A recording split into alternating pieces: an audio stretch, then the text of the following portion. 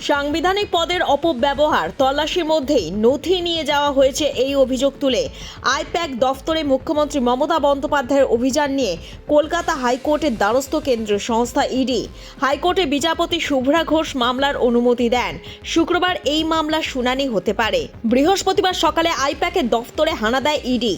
অভিযান চালানো হয় আইপ্যাকের কর্ণধার প্রতীক জৈনের লাউডন স্ট্রিটের বাড়িতেও। ইডির তল্লাশির মধ্যেই প্রতীকের বাড়িতে পৌঁছে যান খোদ মুখ্যমন্ত্রী মমতা বন্দ্যোপাধ্যায়। সেখান থেকে সল্টলেকের আইপ্যাকের দফতরেও যান। হাতে ফাইল এবং ল্যাপটপ নিয়ে তাকে বেরোতে দেখা যায়। সংবাদ মাধ্যমের সামনে মুখ্যমন্ত্রী অভিযোগ করেন তার দলের রাজনৈতিক কৌশল ছিনতাই করা হয়েছে। কেন্দ্রীয় সংস্থার অভিযানের নেপথ্যে বিজেপিকে দায়ী করেন তিনি।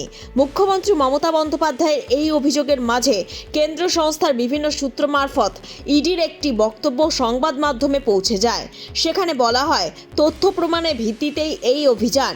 পশ্চিমবঙ্গে 6টি এবং দিল্লির 4টি জায়গায় বেআইনি কয়লা পাচার মামলায় তল্লাশি চলছে, কিন্তু সাংবিধানিক পদের অপব্যবহার করে তল্লাশির মধ্যে 2টি জায়গা থেকে নথি ছিনিয়ে নিয়ে যাওয়া হয়েছে।